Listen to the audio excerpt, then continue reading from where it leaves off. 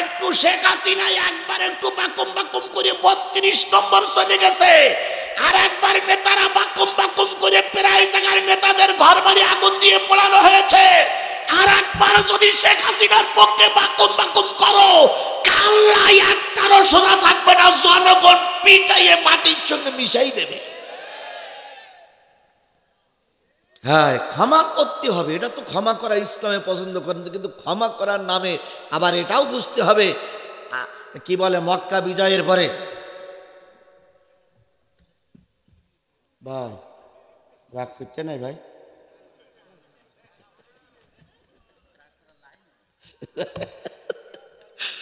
ভাই ক্ষমা যেমন ইসলাম করেছিল, রসুল মক্কা বিজয়ের পরে 9 থেকে 14 জন লোককে কিন্তু আল্লাহ রসুল ক্ষমা করেন নাই।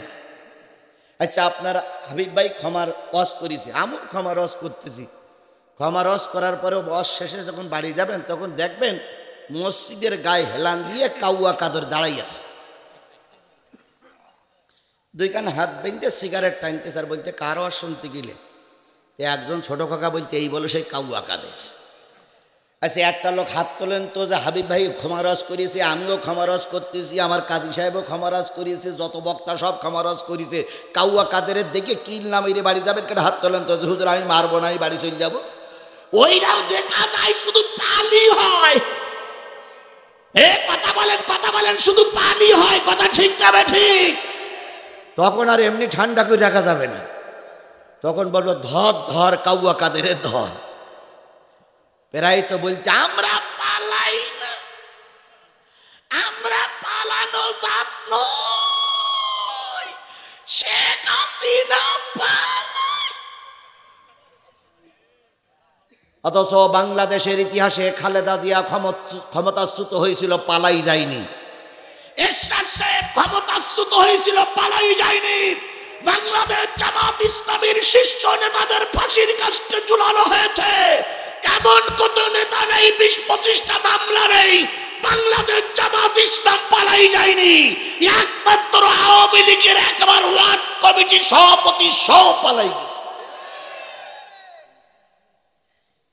যারা মসজিদে শেখ হাসিনা দালালি করত তারাও পালাই গেছে। কি কথা বলেন কথা বলেন কথা বলেন, একটাও আছে? তাহলে কাঠ খালি আংরা হাক দিয়া এটা কথা বলে, এই অবস্থা ঘটে গেছে।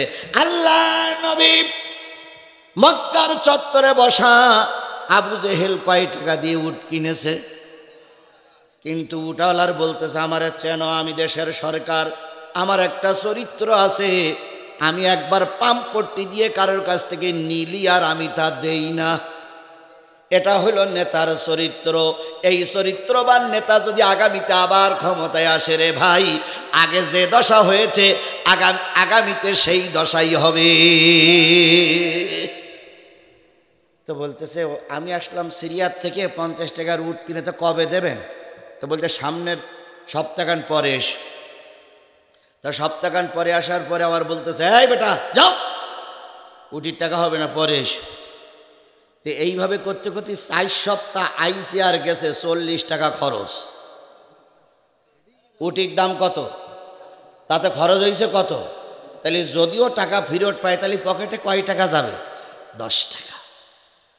তো এইবার ওই লোকটা প্রতিজ্ঞা করে এসেছে যে আজকে হয় টাকা দেবে আর নাই তো ফাটাই ফেলবো আজকে। এখন কাবা চত্বরে এসে যারা ছোট ছোট নেতা আছে তাদের বলতেছে ভাই আজকে যদি টাকা না দেয় এটা খবর হয়ে যাবে। তখন বলতে শোনো, বলো মক্কার নেতা তুই এক কাজ কর, টাকা যদি আদায় করতে চাস তাহলে কাবার চত্বরে উত্তর পাশে যে লোকটা বসে আছে একা একা, ওর কাছে যাও, ওই আদায় করে দেবে। এখন কাবার উত্তর চত্বরে যিনি বসে আছেন তিনি হচ্ছেন মুহাম্মদুর রাসূলুল্লাহ সাল্লাল্লাহু। লোকটি ভালো মন্দ বোঝা না বুঝে আস্তে করে যেয়ে বলতেছে ভাই আসসালামু আলাইকুম। ওয়ালাইকুম আসসালাম, কি খবর? এই যে একটা বাড়ি দেখা যায়, এই লোক আমার কাছে উট কিনেছে 50 টাকা দিয়ে, 4 সপ্তাহ টালাছে, 40 টাকা পথ খরচ, এখনো টাকা দেয়নি, যদি একটু টাকাটা একটু আদায় করে দিতেন। বলুন তো মুহাম্মদ সাল্লাল্লাহু আলাইহি সাল্লামের ডাইনে বামে সামনে কোনো লোক আছে? তিনি একা, আর তার সাথে বিরাট একটা শক্তি আছে, তিনি হচ্ছেন আল্লাহ। আধারে ভয় পেও না, আধারে ভয় পেও না, আলো আছে আড়ালে, জালিমেরা পালিয়ে যাবে তুমি উঠে দাঁড়ালে। আধারে ভয় পেও না, আধারে ভয় পেও না, আলো আছে আড়ালে, জালিমেরা চলে যাবে তুমি রাস্তায় দাঁড়ালে। নবীর ডাইনে বামে পিছনে সামনে লোক নাই, কিন্তু নবী আছে নীতির পরে, নবী আছে একা। তা এই জন্য তার বুকে সাহস আছে, ময়দানে নামলে বিজয় আল্লাহ দিয়েই দেবে। নবী মুসাফিরের হাতখানা ধরিয়ে আবু জেহেলের ঘরের সামনে যেয়ে বলছে, নেতা নেতা, নেতা। কে? আব্দুল্লাহর বেটা মোহাম্মদ। কি খবর বাবাজি, একটু বাইরে আসেন তো। আবু জেহেল আসার পরে নবী বলতেছে, এই লোকটার কাছ থেকে উট কিনেছেন? হ্যাঁ কিনেছি। টাকা দেন না কেন? দেব তো বলেছি। মিলাই নিয়েন সব, কিন্তু ক্লিয়ার বললে আমি আবার বাড়ি যাইতে পারবো না। বাইরে 5 দিন রিমান্ডে ছিলাম, 5 দিন আয়না ঘরে আমাকে রাখা হয়েছিল। আমার জীবনে 3 বার গুলি খেয়েছে আমি, 3 বার। 3 বার গুলির থেকে আল্লাহ আমাকে হেফাজত করেছে। সব ঘটনা আমি জীবনের ঘটনা তুলে ধরি না। অনেকে মনে করে, মনে হয় যে হুজুর দাম বাড়াচ্ছে, আমি সাতক্ষীরার মানুষ, বেশি দাম বাড়াবাড়ি করার দরকার নেই, আপনারা আমাকে ভালোবাসেন, এটাই আলহামদুলিল্লাহ। তো বলতেছে হ্যাঁ, তো টাকাটা দিয়ে দিলি তো হয়। তখন আবু জাহেল বলতে, এই বেটা উঠ কেলাম তোর কাছ থেকে, তুই নালিশ করার জায়গা পালি না? মুহাম্মদ সাল্লাল্লাহু আলাইহি সাল্লামকে নালিশ করেছিস? ভাতিজা একটু অপেক্ষা করো, টাকাটা নিয়ে আসি। দেখেছো তো খেলা কোন জায়গায়। আবু জেহেল 50 টাকা দিয়ে লোকটার হাতে হাত দিয়ে বলতেছে, ভাই একটু দেরি হয়ে গেছে, কিছু মনে করিও না। টাকা দেওয়ার পর ছোটলা নেতা যারা ছিল তারা সব যেয়ে বলতেছে, সেই তো টাকা দিলে, দেরি করলে কেন? তোমার খাসলাত হইল নিয়ে হাত দেও না, আগে দিলেই তো ঝামেলা মিটে যায়। আবু জেহেল তখন বলতেছে, শোন রে ভাই, আমি যে জিনিস দেখেছি, তোরা যদি ওই জিনিস দেখতিস, তোদের প্রত্যেকের কাপড় নষ্ট হয়ে যেত। আবু সুফিয়ান কয়, কি দেখেছেন? আবু লাহাব কয়, কি দেখেছেন? কয়, দেখলাম মুহাম্মদ সাল্লাল্লাহু আলাইহি সাল্লাম যখন বলতেছে টাকা দেন, টাকা দেন, টাকা দেন, তখন দেখলাম 2 পাশে 2 তরবারি ধরে 2 জন লোক দাঁড়াই আছে, ইশারা করে বলতে, টাকা ফেল, টাকা ফেল, টাকা ফেল, হয় টাকা দে নতুবা কাল্লালাদে কই ফেলবো। সেই ভয়ে টাকা দিয়ে দিয়েছে। আমি আপনাদের বোঝাতে চাচ্ছি যেটা, সেটা হলো নবী ছিলেন একা, কিন্তু নবী ছিলেন কার পক্ষে? আরো জোরে বলেন, কার পক্ষে? তিনি একাই সংবিধান, একাই কোরআনের বিধান, একাই সত্যের পক্ষে লড়াই করেছে। পৃথিবীতে কেউ ছিল না, তার পক্ষে আমার মহামালিক আল্লাহ ছিল। তাহলে তোমার আর আমার পক্ষে যদি আল্লাহ থাকে, তোমার আর আমার কোনো ভয় করার কারণ নাই। যাদের হৃদয় আছে আল্লাহর ভয়, তারা কভু পথ ভুলে যায় না, তারা কভু পথ ভুলে যায় না। আল্লাহর প্রেম ছাড়া এই দুনিয়ায় কারো কাছে কোনো কিছু চায় না। রাতের আধারে যারা সিজদাতে রয়, 2 চোখের অশ্রুতে নদী যেন বয়, ছলনার হাত চানি যতই আসুক, ছলনার হাত চানি যতই আসুক, পিছনে ফিরেও তাকায় না। যাদের হৃদয় আছে আল্লাহর ভয়, তারা কভু পথ ভুলে যায় না। তাহলে প্রতিষ্ঠিত একটা সরকার প্রধানের সামনে নবী দাঁড়িয়েছিলেন আল্লাহর পরে ভরসা করে, সেই নবীর নামে দুরূদ আর সালাম সাল্লাল্লাহু আলাইহি ওয়াসাল্লাম। বন্ধুগণ, আপনারা আসছেন কোরআন শরীফ শোনার জন্য, কথা বলেন ঠিক না? তাদের জান্নাতে যাওয়ার পথ সহজ করে দিবেন। জোরে বলুন আল্লাহু আকবার।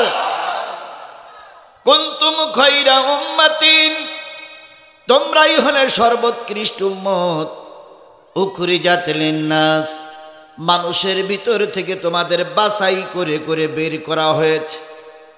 তোমরাই হলে সর্বোৎকৃষ্ট, তোমাদের বাছাই করা হয়েছে। বলুন তো, বাছাই করা জিনিসগুলো ভালো হয় না খারাপ হয়? পৃথিবীতে সর্বমোট মানুষ কত? সব মিলে পৃথিবীতে মানুষ কত? 800 কোটি। 800 কোটি মানুষের ভিতর থেকে মুসলমান কত কোটি? কালেমাওয়ালা কত কোটি? 200 কোটি। সাতক্ষীরার মানুষ তো এত নীরব থাকা কথা না। আরো ভেংড়ি ইউনিয়নের লোক, আশ্চর্য ব্যাপার। রাত ভারী হোক, কথা বলতে সমস্যা কি? তাহলে পৃথিবীতে সব মিলে মানুষ কত? মুসলমান কত কোটি? সবাই মুসলমান না, কিন্তু কালেমাওয়ালা কয় কোটি? 200 কোটি। 200 কোটির ভিতর থেকে 200 কোটি ভিতর থেকে বাংলাদেশে বসবাস করে কয় কোটি? কত? এখনো সেই 16 আছে? কত? 18 কোটি কাগজ কলমে। 18 কোটি কি সবাই মুসলমান? 1 কোটি বাদ দেন, থাকলো কয় কোটি? এই 17 কোটি মুসলমানের ভিতরে এই যে পাশে মসজিদ, দৈনিক 5 ওয়াক্ত নামাজ আদায় করে কয় কোটি? হ্যাঁ, এই ভাই আসলে পাকা কথা বলে বলতে 2 কোটি। 2 কোটি মুসলমান নামাজ পড়ে, নাকি আপনারা বিশ্বাস করেন? বিশ্বাস করেন?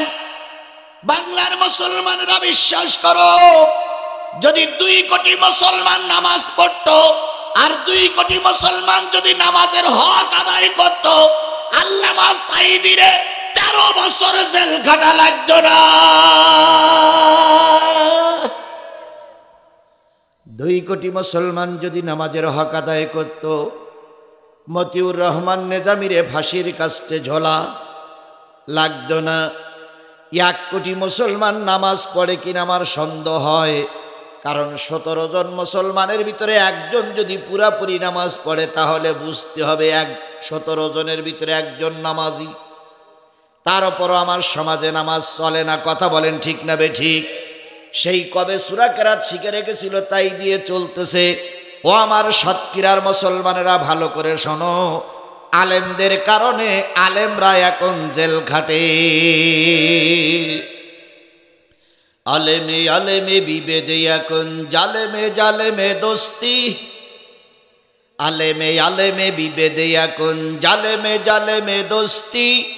পথের ঠিকানা জানা নাই কারো, কে কোথায় পাবে স্বস্তি।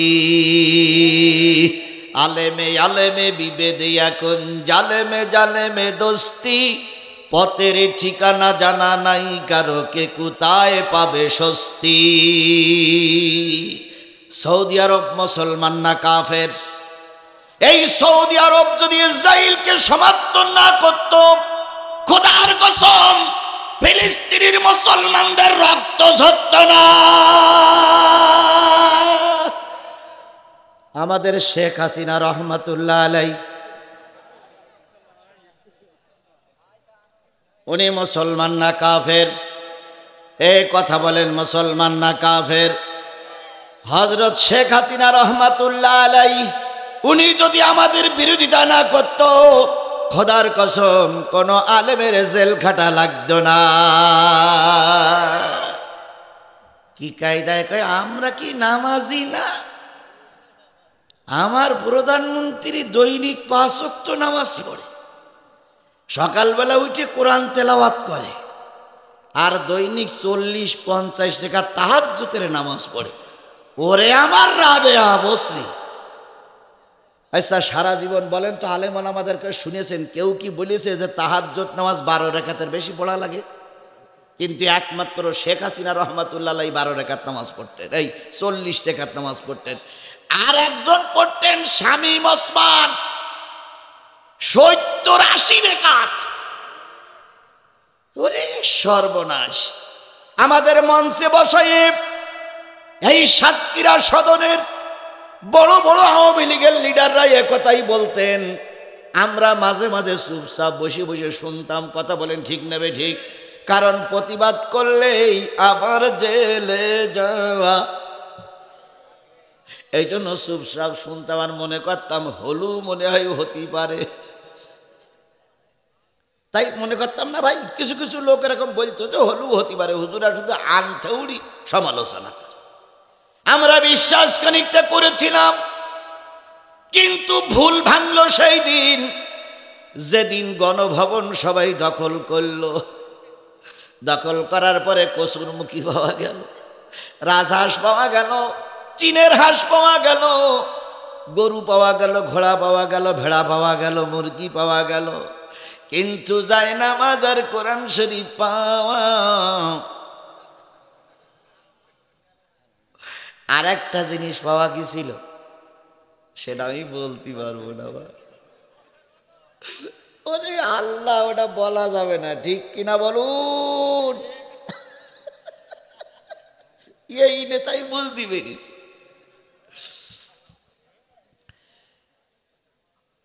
তাহলে এই সব পাওয়া গেল, জায়নামাজ আর কোরআন শরীফ পাওয়া গেল। এবার সাংবাদিকরা জিজ্ঞেস করো, ও ফুটলিগিরি নেতারা, ও স্বৈরাচারী নেতারা, তোমার নেতার বাড়ি সেই জায়নামাজ আর সেই কোরআন শরীফ গেল কই? নির্লজ্জ বেহার বাচ্চারা মঞ্চে দাঁড়িয়ে গর্ব করে বলল, আমাদের নেত্রী এত কোরআন আর জায়নামাজ ভালোবাসে, যাওয়ার সময় কোরআন আর জায়নামাজ বগল দাওয়াই করে নিয়ে চলে গেছে, যাতে করে বিমানেও নামাজ পড়তে।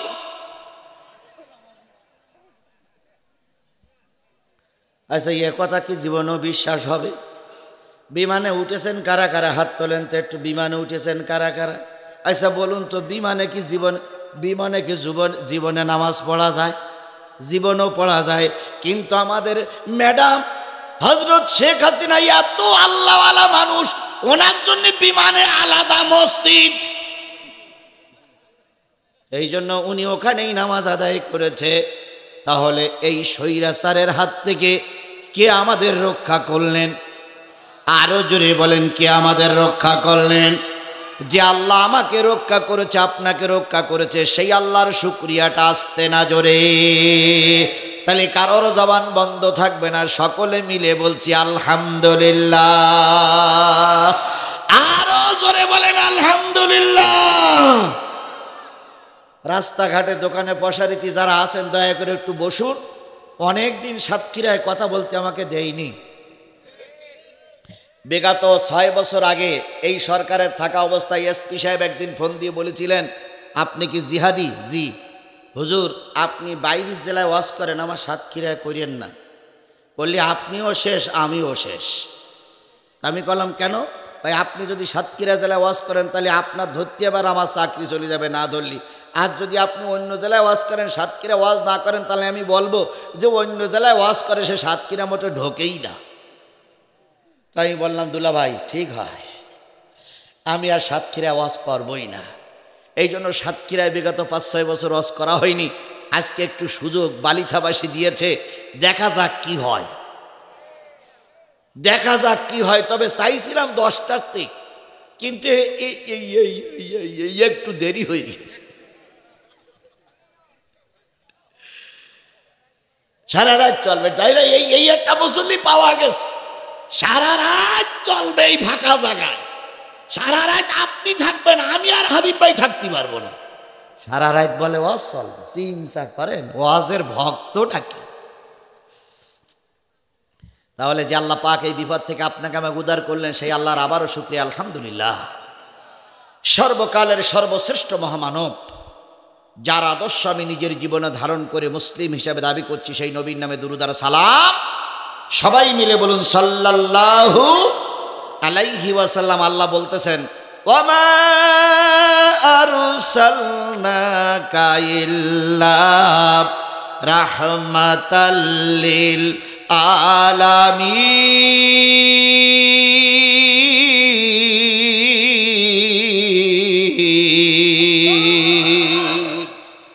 ওগো নবী, এই পৃথিবীতে, এই সমাজে, এই রাষ্ট্রে, এই দেশে, এই পৃথিবীতে আমি আপনাকে রহমত স্বরূপ প্রেরণ করলাম। সুবহানাল্লাহ বলেন।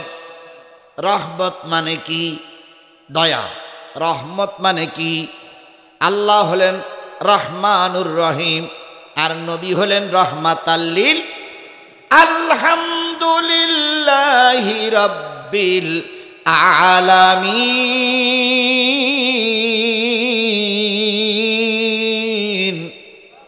আর অন্য জায়গায় বলছে ওয়ামা আরসালনাকা ইল্লা রাহমাতাল লিল আলামিন। আল্লাহ হলেন কুল কায়নাতের রব আর নবী হলেন কুল কায়নাতের জন্য রহমত। বলুন, নবী কি শুধু মুসলমানদের জন্য রহমত?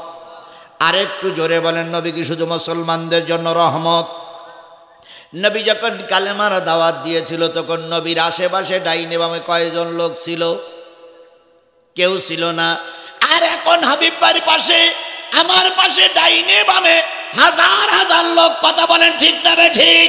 হাবিব ভাই বিপদে পড়লে হাজার লোক এগিয়ে আসে, কিন্তু নবী বিপদে পড়লে কোনো লোক সাহায্য করার জন্য আসতো না।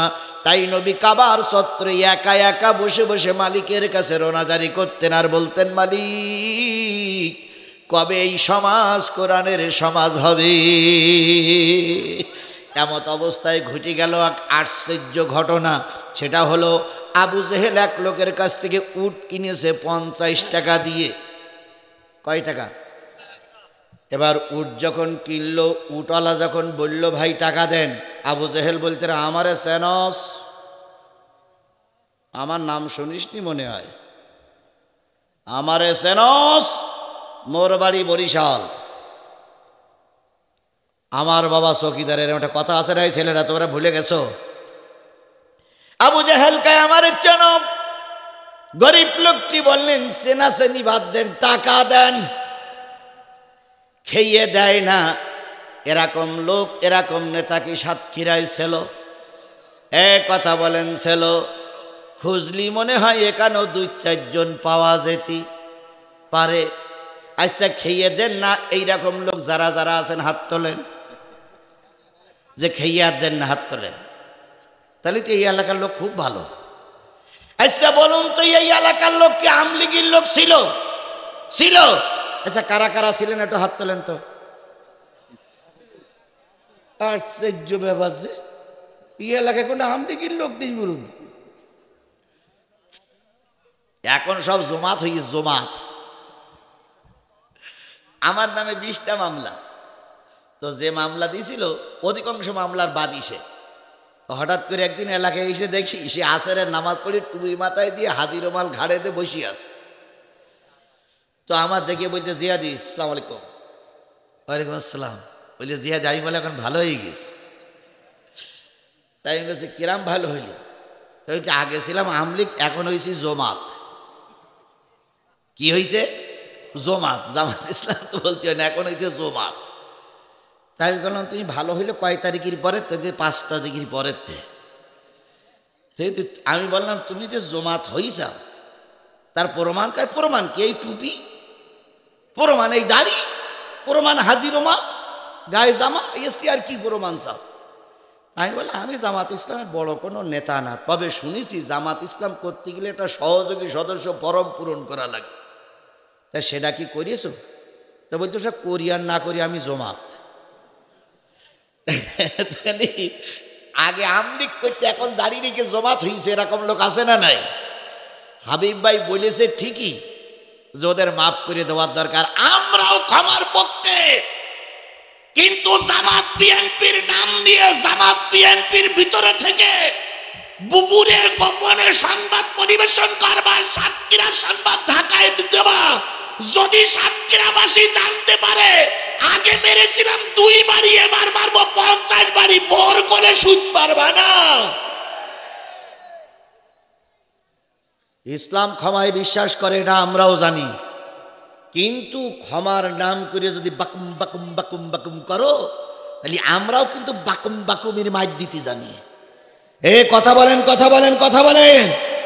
একবার একটু শেখ হাসিনা একবার একটু বাকুম বাকুম করে 32 নম্বর চলে গেছে, আর একবার নেতারা বাকুম বাকুম করে প্রায় জায়গার নেতাদের ঘর বাড়ি আগুন দিয়ে পোড়ানো হয়েছে। আর একবার যদি শেখ হাসিনার পক্ষে বাকুম বাকুম করো, কাল্লাই একটারও সোজা থাকবে না, জনগণ পিটাইয়ে মাটির সঙ্গে মিশাই দেবে। হ্যাঁ, ক্ষমা করতে হবে, এটা তো ক্ষমা করা ইসলামে পছন্দ করেন, কিন্তু ক্ষমা করার নামে আবার এটাও বুঝতে হবে, কি বলে মক্কা বিজয়ের পরে ভাই রাগ করতে নাই ভাই,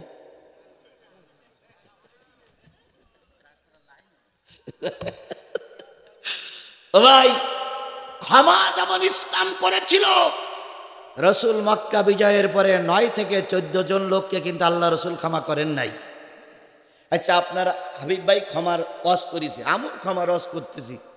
ক্ষমা রস করার পরেও রস শেষে যখন বাড়ি যাবেন তখন দেখবেন মসজিদের গায়ে হেলান দিয়ে কাউয়া কাদর দাঁড়াই আছে, 2 কান হাত বেঁধে সিগারেট টানতে, স্যার বলতে কার রস শুনতে গেলে একজন ছোট কাকা বলতে এই বলে সেই কাউয়া কাদের। আচ্ছা, একটা লোক হাত তোলেন তো যে হাবিব ভাই ক্ষমারস করিয়েছে, আমিও ক্ষমারস করতেছি, আমার কাজী সাহেবও ক্ষমারস করিয়েছে, যত বক্তা সব ক্ষমারস করিয়েছে, কাউয়া কাদের দেখে কিল নামিয়ে বাড়ি যাবেন, কেন হাত তোলেন তো যে হুজুর আমি মারবো না, আমি বাড়ি চলে যাবো। ওইরাও দেখা যায় শুধু পালি হয়। কথা বলেন, কথা বলেন, শুধু পালি হয়, কথা ঠিক না ঠিক? তখন আর এমনি ঠান্ডা করে রাখা যাবে না, তখন বলবো ধর ধর কাউয়া কাদের ধর। প্রায় তো বলতে আমরা পালাই না, আমরা পালানো জাত নই, শেখ হাসিনা পালায়। অথচ বাংলাদেশের ইতিহাসে খালেদা জিয়া ক্ষমতাচ্যুত হয়েছিল, পালাই যায়নি। এরশাদ সাহেব ক্ষমতাচ্যুত হয়েছিল, পালাই যায়নি। বাংলাদেশ জামাত ইসলামীর শীর্ষ নেতাদের ফাঁসির কাস্টে ঝুলানো হয়েছে, এমন কোন নেতা নেই, 20-25টা মামলা নেই, বাংলাদেশ জামাত ইসলাম পালাই যায়নি। একমাত্র আওয়ামী লীগের একবার ওয়ার্ড কমিটি সভাপতি সহ পালাই গেছে। যারা মসজিদে শেখ হাসিনা দালালি করত তারাও পালাই গেছে। কি কথা বলেন, কথা বলেন, কথা বলেন? একটাও আছে? তাহলে কাঠখালি আংরা হাক দিয়া এটা কথা বলে, এই অবস্থা ঘটে গেছে। আল্লাহ নবী মক্কার চত্বরে বসা, আবু জেহেল কয় টাকা দিয়ে উট কিনেছে, কিন্তু উটাওয়ালার বলতেছে আমার চেনো, আমি দেশের সরকার, আমার একটা চরিত্র আছে, আমি একবার পাম্পট্টি দিয়ে কারোর কাছ থেকে নিলি আর আমি তা দেই না। এটা হলো নেতার চরিত্র। এই চরিত্রবান নেতা যদি আগামীতে আবার ক্ষমতায় আসে, রে ভাই, আগে যে দশা হয়েছে আগামীতে সেই দশাই হবে। তো বলতেছে আমি আসলাম সিরিয়ার থেকে, 50 টাকার উট কিনে, তো কবে দেবেন? তো বলতে সামনের সপ্তাহখান পরে এসো। তা সপ্তাহখান পরে আসার পরে আবার বলতেছে এই বেটা যাও, উটির টাকা হবে না, পরে এসো। তো এইভাবে করতে করতে 4 সপ্তাহ আইসি, আর গেছে 40 টাকা খরচ। উটির দাম কত, তাতে খরচ হয়েছে কত? তাহলে যদিও টাকা ফেরত পায়, তাহলে পকেটে কয় টাকা যাবে? 10 টাকা। তো এইবার ওই লোকটা প্রতিজ্ঞা করে এসেছে যে আজকে হয় টাকা দেবে, আর নাই তো ফাটাই ফেলবো আজকে। এখন কাবা চত্বরে এসে যারা ছোট ছোট নেতা আছে তাদের বলতেছে ভাই আজকে যদি টাকা না দেয় এটা খবর হয়ে যাবে। তখন বলতে শোনো, বলো মক্কার নেতা, তুই এক কাজ কর, টাকা যদি আদায় করতে চাস তাহলে কাবার চত্বরে উত্তর পাশে যে লোকটা বসে আছে একা একা, ওর কাছে যাও, ওই আদায় করে দেবে। এখন কাবার উত্তর চত্বরে যিনি বসে আছেন তিনি হচ্ছেন মুহাম্মদ রাসূলুল্লাহ সাল্লাল্লাহু আলাইহি ওয়াসাল্লাম। লোকটি ভালো মন্দ বোঝা না বুঝে আস্তে করে যেয়ে বলতেছে, ভাই আসসালামু আলাইকুম। ওয়ালাইকুম আসসালাম, কি খবর?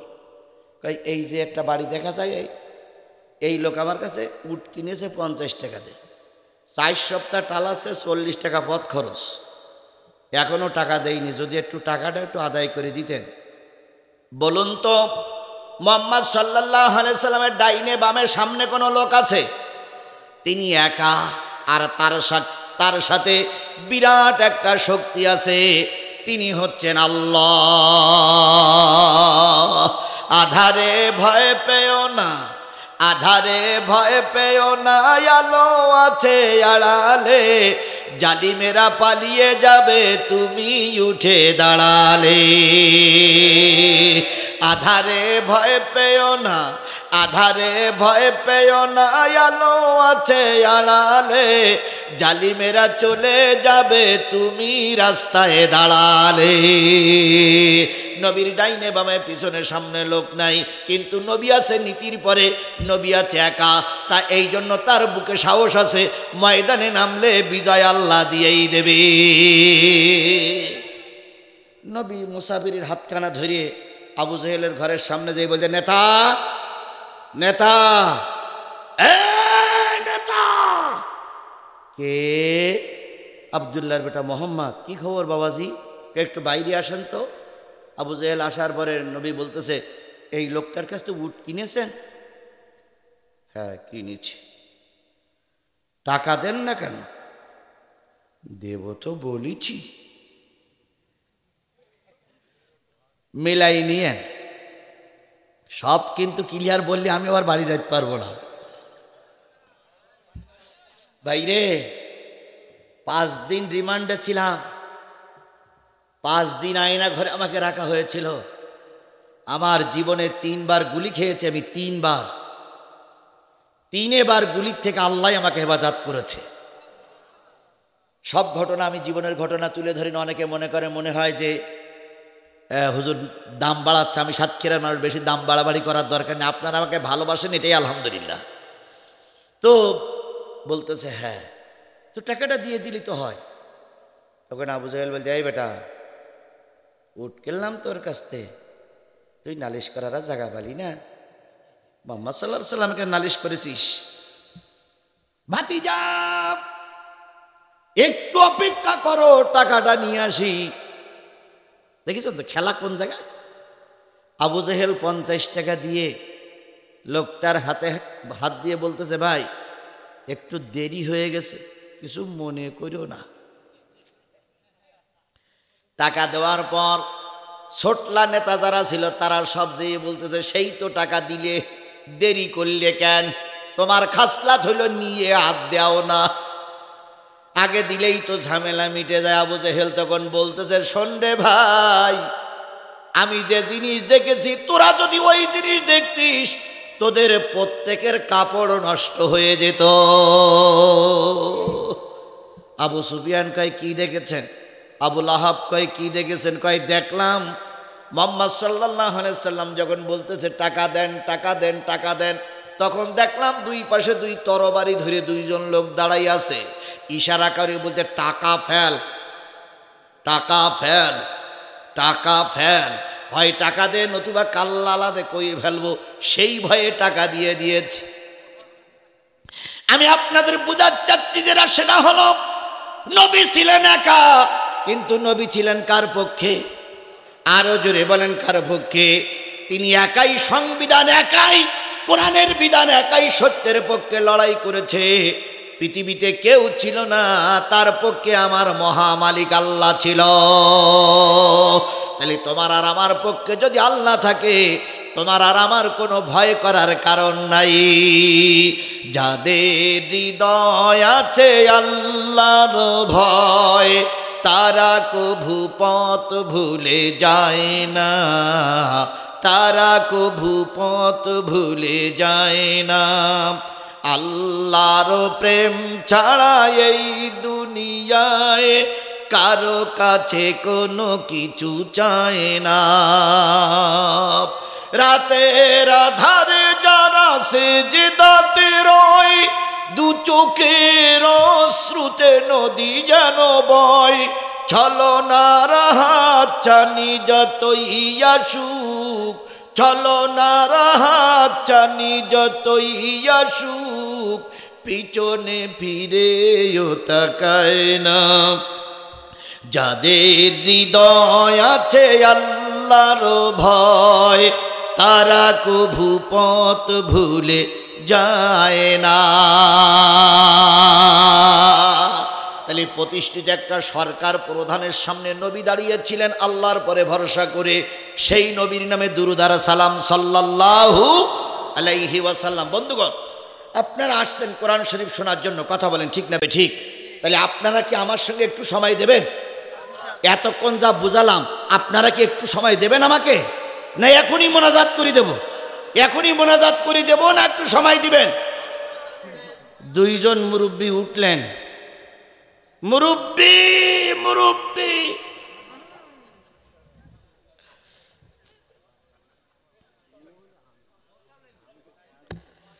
আল্লাহ আল্লাহ আমাদের দিনের খাতিরে কবুল করুক। তাহলে আমি আপনাদের সাথে সূরা আল ইমরানের একটা আয়াত তেলাওয়াত করেছি, একটা আয়াতের পরে ভিত্তি করে কথা হবে বর্তমান সময়ের সঙ্গে মিলাইয়ে।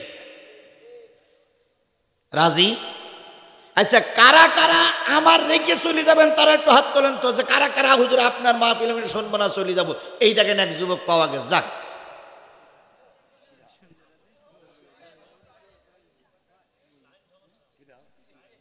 যে যাই যাক না, আবার ডেকে নিয়ে আসবেন, আমি আমার দায়িত্ব, আপনার দায়িত্ব না। তাহলে কি আমরা শেষ পর্যন্ত থাকবো? ইনশাআল্লাহ, ইনশাআল্লাহ থাকবো। আমি চেয়েছিলাম 10টা, ভাই বলেছিলেন 10:30। 10:30তে মনে করেছিলাম যে 11টা, 11টায় 20 হয়ে 11টায় 15-20 হয়ে গেল। তাহলে এখন বাজে হলো কত? ধরেন 12টা বাজতে আর 10 মিনিট বাকি আছে। সব মিলে যদি আর 40টা মিনিট কথা বলি, থাকবেন আপনারা? থাকবেন তো? সব দিনই ভালো হয় না, সব বক্তার সব দিনই ভালো হয় না। আচ্ছা, যদি আমার হাবিব ভাই 40 মিনিট থাকে তাহলে আপনারা থাকবেন? তাহলে হাবিব ভাই আর আমি একসঙ্গে যাব। তবে জোর করা ঠিক না, কারণ নেতা মানুষ তো কোন জায়গায় সারাদিন নেতৃত্ব দিয়েছে, এখন যদি বসাই রাখে কষ্ট হতে পারে। এই জন্য আমি অল্পক্ষণ বসি, আল্লাহ আমাদের কবুল করুক। সূরা আল ইমরানের একটি মাত্র আয়াত, 104 নম্বর আয়াত আমি শুরু করছি। আল্লাহ বলতেছেন, আলতাকুম মিনকুম উম্মাতুন ইয়াদউনা ইলাল খায়রি ওয়া ইয়ামুরুনা বিল মা'রুফি ওয়া ইয়ানহাউনা আনিল মুনকার ওয়া উলাইকা হুমুল মুফলিহুন।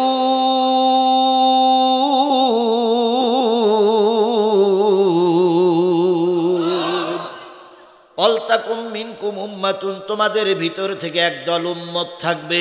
কি থাকবে? আরো জোরে বলেন, কি থাকবে? আলেম বসে আছেন পাশে, হাবিব ভাই যথেষ্ট এলেম তার আছে, যথেষ্ট একজন বড় আলেম।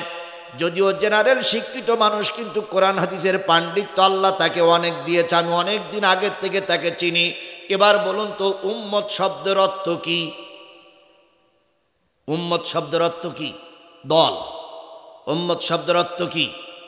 বিএনপির ভাইরা, জামাতের ভাইরা ভালো করে বোঝো, আওয়ামী লীগের পালাই যাবা নেতারা ভালো করে বোঝো, কোরআনে যদি দলের কথা থাকে আমার নেতারা দল করবে, বাধা দাও কেন? বলুন তো, রাসূল সাল্লাল্লাহু আলাইহি সাল্লাম আবু জেহেলের বিরুদ্ধে যখন দল করেছিলেন, কোরআনের দল, তখন বাধা দিয়েছিল কারা? কারা বাধা দিয়েছিল? আজকেও যখন হুজুররা রাজনীতি করার জন্য ময়দানে নামে, তথাকথিত আবু জেহেলের রক্তে জন্ম হওয়া কিছু মানুষ হুজুরদের বিরোধিতা করছে। এ জাতের জাত আমার সাতক্ষীরায় আছে না নাই? জোরে বলেন, আছে না নাই? ওরা আমাদের রাজাকার বলতেও মোটে দ্বিধাবোধ করে না। তাই তো প্রবাদে আছে, সাথে থাকলি সঙ্গী, না থাকলে জঙ্গি। সাথে থাকলে সঙ্গী, না থাকলে এই কথা বলেন, না থাকলে, সাথে থাকলে সঙ্গী, না থাকলে। আওয়ামী লীগের সাথে যারা থাকতো তারা সঙ্গী, যেই আওয়ামী লীগ থেকে বেরিয়ে গেছে তখন তারা কি হয়ে গেছে?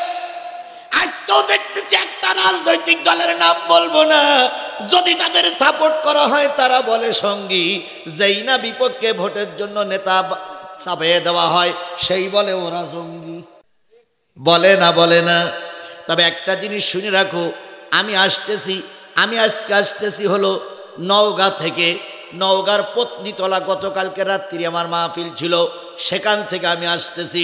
তার আগের দিন মাহফিল ছিল হলো কি বলে নাটোরে, তার আগের দিন মাহফিল ছিল বগুড়ায়, তার আগের দিন মাহফিল ছিল হলো রাজশাহীর বাগায়।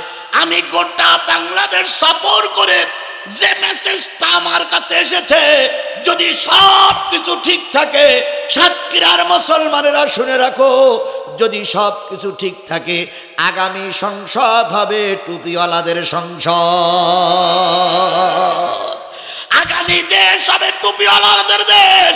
এখন গোটা দেশে একটাই আওয়াজ উঠেছে, সকল দলের দেখা শেষ, টুপিওয়ালার বাংলাদেশ। সেই টুপিওয়ালার বাংলাদেশে আপনি শরিক থাকতে চান? সবাই কি শরিক থাকতে চান? 53টা বছর মেলা দল দেখেছি, দেখিনি একটা বারের জন্য টুপিওয়ালাদের দেখতে চাই। যদি টুপিওয়ালারা একটা বার জাতীয় সংসদে যেয়ে শান্তি দিতে না পারে, দেশের উন্নয়নের জন্য কাজ করতে না পারে, 103 তালাক দেব। কত তালাক? এবার আপনি প্রশ্ন করতে পারেন, জিহাদি 103 তালাক কেন? 3 তালাক দিলি তো বউ তালাক হয়। 1 তালাক, 2 তালাক, 3 তালাক, বায়ান তালাক দিলি বউ কি হয়ে যায়? চলে যায়। তবে কাজীদের কাছে যায় না। যে কোনো কায়দায় কাজীর আবার পরিবেশ তৈরি করে দিতে পারে, তবে হয়তো কাজী না, আমাদের কাজী ভালো, আল্লাহ বরকত দিক। তাহলে শোনেন, 3 তালাক দিলি কি তালাক?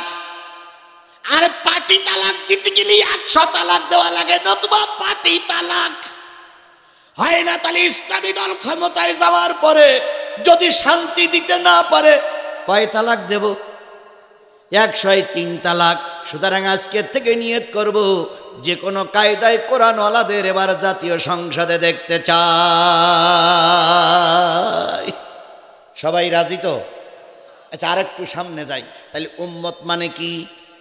এই কথা বলেন, উম্মত মানে কি? এবার আপনাদের কাছে প্রশ্ন করি, দল করতে গেলে কয়টা জিনিস লাগবে? কথা না বলি বাবা, দল করতে গেলে কয়টা জিনিস লাগবে? আচ্ছা, আজকে কেসা কাহিনী না বলে যদি কোরআন হাদিস দিয়ে লামসাম আলোচনা করি, সমস্যা হবে? আজকে যে আলোচনাটা করব বলে নিয়ত করে আসছিলাম, সে আলোচনাটা আজকে ধামামুড়িতে রেখে দিছি, দিয়ে 7 তারিখে আলোচনা করবো। ওইটা কোন জায়গায় বলেন তো? ভিংড়ি কাছারি বাড়ি। আজকের যে আলোচনাটা আমি সারা পথ নোট করতে করতে আসছিলাম, ওটা আজকে আর হইল না, রাত বেশি হওয়ার কারণে। তো ওইটা কাছারি বাড়ি যেই করবো ইনশাল্লাহ। আজকে যে পর্যন্ত হয় এই পর্যন্ত থাকি। তাহলে দল করতে গেলে কয়টা জিনিস লাগবে? 4টা। জোরে বলেন কয়টা? আরো জোরে বলেন, একটা দল করতে গেলে কয়টা জিনিস লাগবে? আওয়ামী লীগ করতে গেলেও 4টা জিনিস লাগবে। বাংলাদেশ জাতীয়তাবাদী দল বিএনপি করতে গেলেও 4টা জিনিস লাগবে। জামাত ইসলাম করতে গেলে 4টা জিনিস লাগবে। খেলাফত আন্দোলন করতে গেলেও 4টা জিনিস লাগবে। 4টা জিনিস ছাড়া দল করা যায় না। তাহলে দল করতে গেলে দলের একটা নাম লাগবে। কি লাগবে? দলের একটা নাম লাগবে। নাম ছাড়া বোঝা যায় না আপনি কোন দলের লোক। এবার বলুন তো আপনারা, এই ছেলে বসো বসো বসো।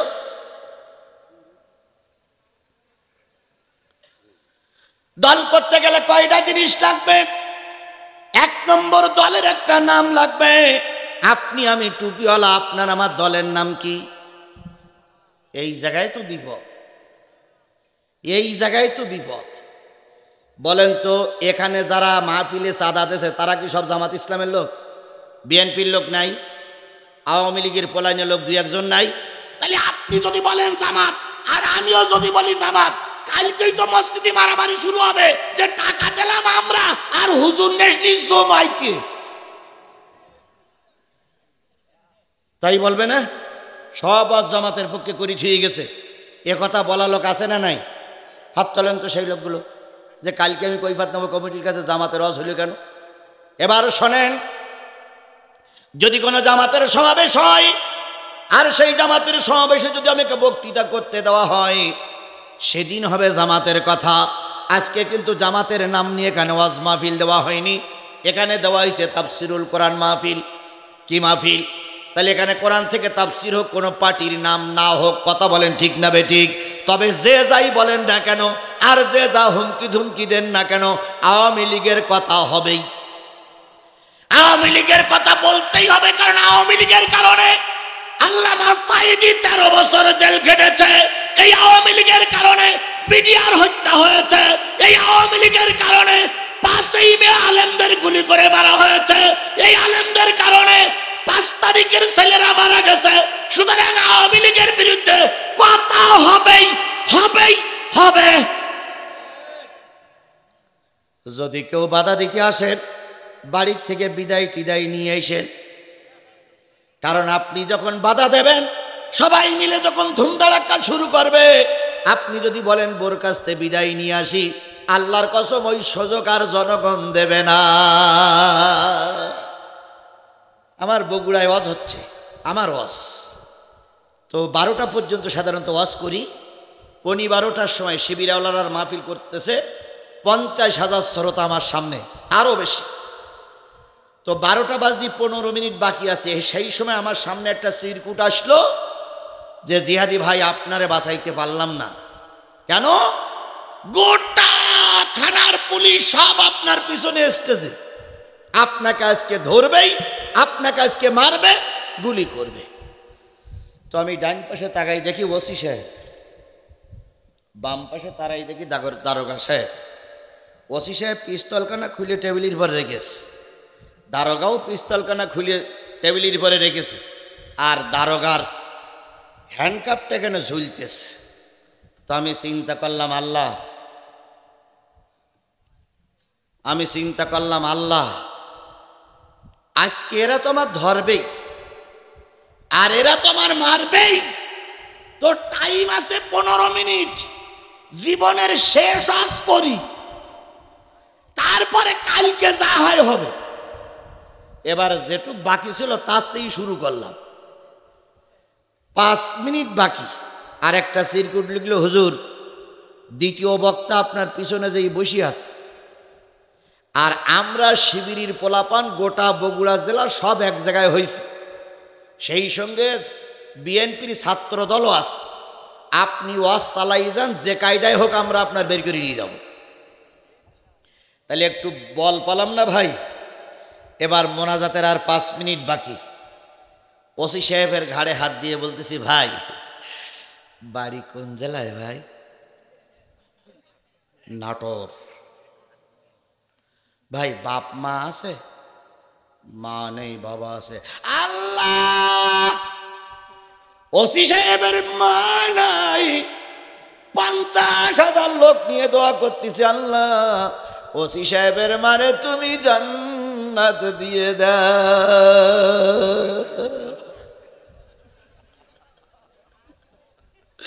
আচ্ছা বলেন, মা জান্নাতে যাবে এ কথা শোনার পরে একটু দিলে একটু নরম হবে না ভাই? আল্লাহ আমি মুসাফিরের দোয়া তুমি ফিরাই দাও না মালিক। ওসি সাহেব আজকে 50,000 মানুষের নিরাপত্তা দেওয়ার জন্য সেই কখন থেকে বসে আছে। ও মালিক, ওসি সাহেবের পরিবারকে তুমি শান্তিতে পরিপূর্ণ করে দাও। ও লোকটার পর্ব শেষ। ভাই দারোগার বলতে, ভাই আপনার বাপ মা? হুজুর 2 জন নেই। আল্লাহ, দারোগার 2 বাপ মা নাই, নাম হলো রফিক। আল্লাহ, তার বাপ মানে তুমি জান্নাতের উচ্চ মাকাম দান করে দাও। 8টা জান্নাতের মালিক, তার বাবার সাইডে দাও, তার মারে সাইডে দাও। বলে কষ্ট হবে, কষ্ট হবে। ওরে ভাই 7 তারিখের মাহফিল হয় হোক নাই না হোক, কারণ আমার একটা মাহফিল হয়ে গেলে পরেটার অনুমতি দেয় না। তা আজকেরটা অন্তত হোক, 7 তারিখের না হয় না না হবে, তাহলে আজকেরটা চলবে তো। আচ্ছা আমার ভাইয়েরা, ওসি সাহেবের মন একটু নরম করলাম, দারোগা সাহেবের মন একটু নরম হইল। দ্বিতীয় বক্তা বসে আছে পিছনের টুলি। এবার 3 মিনিট বাকি, ওয়াজ কি মোনাজাত করব। এইবার আমি বললাম, ভাই মোনাজাত চোখ বন্ধ করলু আল্লাহ কবুল করে, চোখ খুলে রাখলেও কবুল করে। তবে চোখটা বন্ধ করে যদি কোনো ব্যক্তি মোনাজাত করে, আর ডেলটা ঠিক থাকে, তার আর মোনাজাত কবুল হতে কোনো বাধা হয় না। দয়া করে এবার আমরা সবাই চোখ বন্ধ করেই মোনাজাত করব, কারোর চোখ যেন খোলা থাকে না। পুলিশ ভাইরাও চোখ বন্ধ করুক, আমরাও চোখ বন্ধ করি। উদু ইলা সাবিলি রব্বিকা বিল হিকমা। আমার জীবনের কথা বলছি, কারোর জীবনের বানানো কথা বলছি না। আমার ভাইরা, মোনাজাত শুরু করলাম খুব করুণ সুরে। রব্বানা যালামনা আনফুসানা ওয়া ইল্লাম তাগফির লানা ওয়া তারহামনা লানাকুনান্না মিনাল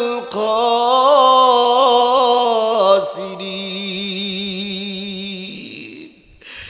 ওসির দিকে তাকাই দেখি ওসি বলতে আল্লাহুম্মা আমিন, দারোগাও বলতেছে আল্লাহুম্মা আমিন। আমি বুঝলাম আজ কাজে লেগেছে। রাব্বির হামহুমা কামা, একালিপ টান কিন্তু মারলাম 4 আলিফ, যাতে করে একটু দেল নরম হয়। কামা রব্বা, রব্বা বলি ছেড়ে দিয়ে দ্বিতীয় বক্তার ইশারা করে বললাম সিয়ারে বয়। দ্বিতীয় বক্তার সিয়ারে দিয়ে ওই ফাঁক দিয়ে আমি চলে গেছি। ওসি সাহেব কিন্তু চোখ বুঝুইয়েই আছে। কামা রব্বায়ানি সগীরা দ্বিতীয় বক্তা শুরু করেছে। দ্বিতীয় বক্তা 7 মিনিট আরবিটি মোনাজাত করেছে। ওসি সাহেব দারোগা বলতেছে আল্লাহুম্মা আমিন, আল্লাহুম্মা আমিন। এরপরে 7 মিনিট করেছে বাংলায়, কারণ শিবিরের পোলাপান বলেছে 15 মিনিট মোনাজাত করবি। এই ফাঁকে জিহাদি নিয়ে আমরা ময়দান ছেড়ে দেব, 15 মিনিট পরে ছেড়ে দিবি, তারপরে যা হয় হবে। দ্বিতীয় বক্তা আরবিতে আর বাংলায় মোনাজাত করেছে কয় মিনিট? ওয়াজালা আখিরা কালামিনা ইনদাল মাউতি লা ইলাহা ইল্লাল্লাহু মুহাম্মাদুর রাসূলুল্লাহ। যেই না মোনাজাত ছেড়ে দিয়েছে, ওসি ধরিছে ডাইন হাত, দারোগা ধরিছে বাম হাত। হুজুর এতক্ষণ কি ওয়াজ করলেন? আপনি কি ওয়াজ করেছেন না শেখ হাসিনার কবর দিয়েছেন? জানেন না শেখ হাসিনা আমাদের দেশের একটা বৈধ প্রধানমন্ত্রী? দ্বিতীয় বক্তা বলতেছে, কারে কি বলতেছেন আপনি? আপনি কার সঙ্গে ধমক দিচ্ছেন? এতক্ষণ আপনি ওয়াজ করলেন, এতক্ষণ কেন ওয়াজ করল? তা ওসি সাহেব বলতে আজিজুল ইসলাম জিহাদি না? আমি কি জিহাদি? শোনেন দিন আপনার আমলিগি লোকের কাছে শোনেন না, আমি কি জিহাদি? সে জিহাদি তো কখন চলে গেছে তার ঠিক ঠিকানা নেই। আমি তো দ্বিতীয় বক্তা। তখন ওসি সাহেব বলতে, আপনি প্রধান বক্তা না? তো বলতে, শোনেন এখন ওসি সাহেব যুবলীগের লিডারের কাছে শুনতে এলো প্রধান বক্তা না? বলতে, না স্যার, আপনারা মোনাজাত করতিলেন না, সেই ভাগে পিছন দিক থেকে চলে গেছে স্যার। তো বলতেছে, আশ্চর্য ব্যাপার, এতগুলো লোক আমরা বসে থাকলাম আর আমার কাছে চোখ ফাঁকি দিয়ে চলে গেল। এবার ওসি সাহেব ফোন ধরে বলতে, স্যার, এসপি সাহেবের কাছে ফোন ধরে বলতে, স্যার যদি বাংলাদেশের সব পুলিশও নিয়ে আসেন স্যার, এ লোকের ধরা যাবে না। এ লোক হইল জেন হুজুর। আমাকে সবাই কি কায়দায় বসাই রেখেছে, চালিয়ে গেল স্যার। এ জেন হুজুর স্যার, এ মানুষ না স্যার। এসপি সাহেব বলতে, কেন? কয় স্যার এই ঘটনা। এসপি সাহেব খানি গালিগালাজ দিল, ওরা চলে গেল। বলুন আপনারা যারা আজকের এই কথাটা শুনলেন, আমার জীবনের ওই দিনটা কত কষ্টের ছিল বলে। ওই সময়টা, ওই দিনটা, ওই ঘন্টাটা আমার জীবনের কত কষ্টের ছিল, কারণ আমি জানতাম আজকেই আমার শেষ ঘন্টা বাজবে। তারপরও জীবনের ঝুঁকি নিয়ে এই ময়দানে কথা বলেছি শুধু কোরআনেরই জন্য। সেদিন এত বড় ঝুঁকি নিয়ে কথা বলতে পেরেছি, আজকে কি ওই ঝুঁকি আছে? কথা বলেন, আজকে ওই ঝুঁকি আছে? যারা আজকে আমাদের বিরোধী ছিল তারা মঞ্চে সব আমাদের পক্ষে, আর আমার সামনে সব জামাত বিএনপির লোক বসে আছে। আজকে তো ঝুঁকি নেওয়ার প্রশ্নই ওঠে না। সুতরাং আজকে কথা গোপন করার কোনো সুযোগ আছে? তাই বলছিলাম, দল করতে গেলে কয়টা জিনিস লাগবে। একটা হলো দলের নাম। এখন আপনার দলের নাম কি? আবারও বলতেছে জামাত ইসলাম। আল্লাহ নিজেই বললেন, ওয়ালতাকুম মিনকুম উম্মাতিন, তোমাদের দলের নাম হলো তোমরা উম্মত। দলের নাম কি? এই কথা বলেন, দলের নাম কি? তাহলে কয়টা জিনিস লাগবে? তাহলে দলের নাম উম্মত। এবার আসুন, আপনার দলের একজন নেতা লাগবে, সেই নেতার নাম কি? নেতার নাম কি? মুহাম্মাদুর রাসূলুল্লাহ সাল্লাল্লাহু আলাইহি সাল্লাম। নেতা ছাড়া দলের পরিচয় হয় না। এইবার যারা মুহাম্মদ সাল্লাল্লাহু আলাইহি সাল্লামকে নেতা মানেন, অথবা তার আদর্শ ভিত্তিক কোন গ্রুপকে নেতা মানেন, কিয়ামতের দিন ওই নেতার সঙ্গে তার রোজে মহাশরের ময়দানে উঠতে হবে। দলিল টানেন সূরা বনী ইসরাইলের ৭১ নম্বর আয়াত, ইয়াউমা নাদউ কুল্লা উনাসিম বিইমামিহিম। কিয়ামতের দিন সকল দলের নেতা সহ রোজে মহাশরের ময়দানে ওঠা লাগবে। যারা বিগত ১৬ বছর আওয়ামী লীগের দালালি করেছেন, লিখে রাখো, আল্লাহর কোরআন সত্য, রসুলের কথা সত্য। কিয়ামতের দিন হয় মুজিবারের সঙ্গে নতুবা শেখ হাসিনার সঙ্গে ওটা লাগবে। বাংলাদেশের সবচেয়ে বড় মির্জাফর, তার নাম হলো এরশাদ। এর চাইতে বড় গাদ্দার, এর চাইতে বড় মির্জাফর আর কেউ ছিল না। কথা বলেন ঠিক না বেঠিক? এরশাদ সাহেব যদি শেখ হাসিনার সাপোর্ট না করত, শেখ হাসিনা একটা বারের জন্য টিকে থাকতে পারত না।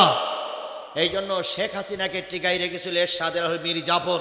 যারা এরশাদের দল করেন, কিয়ামতের দিন এরশাদের সঙ্গে তারা উঠবেন। যারা জিয়াউর রহমানের দল করেন, তারা জিয়াউর রহমানের সঙ্গে উঠবেন। যারা বাংলাদেশ জামাত ইসলামের দল করেন, তারা বাংলাদেশ জামাত ইসলামের সঙ্গে উঠবেন। তাহলে কিয়ামতের দিন উঠতে হবে নেতা সহ। এই জন্য আমাদের নেতা বাছাই করা ফরজ। নেতা বাছাই করা কি?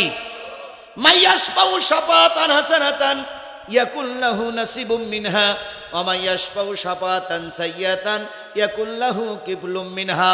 আমার বন্ধুগণ, যদি একটা ভালো নেতা সাপোর্ট করা হয়, আর ওই ভালো নেতা ক্ষমতায় যেয়ে যত ভালো কাজ করবে সব নেকি আপনার কবরে পাওয়া যাবে।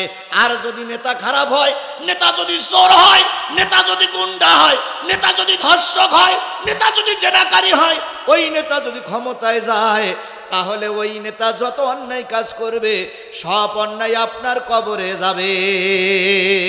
এই জন্য আগামীতে ঠান্ডা মাথায় চিন্তা ভাবনা করতে হবে।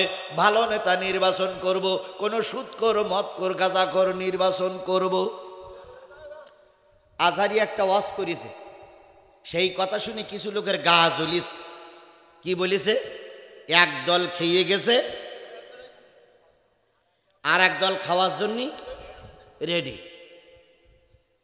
তাহলে সে দল জামাত ইসলাম তো হতে পারে। জামাত ইসলামের নাম তো বলিনি, বলিছে, আবার বিএনপির নামও বলিছে। তাহলে আপনি খেপলেন কেন? তারেক জিয়া বলতেছে সাদাবাজির কোন স্থান জামাত কি বলে বিএনপিতে নাই। আমিরে জামাত বলতেছে সাদাবাজি জামাত ইসলামে কেউ যদি করে তার ঠ্যাং গুঁড়ো করিয়ে হাজত জেলে দাও। তাহলে জামাত বলতেছে ঠ্যাং গুঁড়ো করো, তারেক জিয়া বলতেছে দলে নেব না। তারপরেও কি সাদাবাজি চলছে? জোরে বলেন চলছে। তাহলে দুই দলের লিডার বললো সাদাবাজি করা যাবে না। তাহলে এখনো সাতক্ষীরা জেলায় যে সাদাবাজিগুলো হচ্ছে, নিশ্চয়ই জিব্রাইল আর মেকাইল দুইজন সাদাবাজি করতেছে। সাদাবাজি আছে না নাই? তাহলে আওয়ামী লীগ সাদাবাজি করার কারণে আওয়ামী লীগের দেশ সাক্ষী হয়েছে। বাংলাদেশে আবার যদি কেউ সাদাবাজি করে, জনগণ ভোটের বদলে থুতু মেরে বিদায় করে দেবে।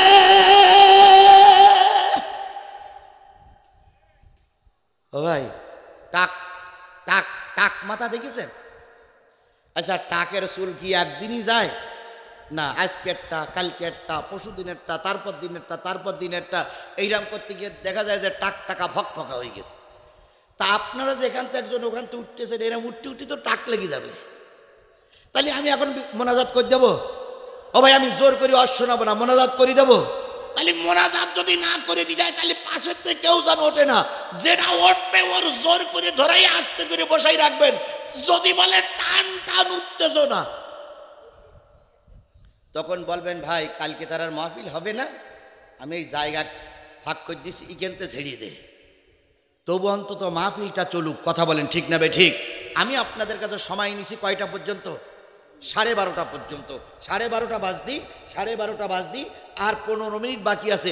এর ভিতরে যদি টাক পোকা লাগে, এখান থেকে একটা ওখান থেকে একটা ফুট ফাট ফুট কাট, তাহলে আমিও আপনাদের চোখ বন্ধ করতে বলি, আমিও চলে যাই আগের মতন, যে ভাই আপনারা চোখ বন্ধ করেন, আমি একটু ওদিক থেকে আসি, আমি একটু চলে যাই, যাবো? আচ্ছা আপনারা যে পেশাব করতে যাচ্ছেন, বলুন তো এই জীবনে কত ওয়াজ শুনেছেন আপনারা? 40টা ওয়াজ শুনেছেন না? শুনেছেন?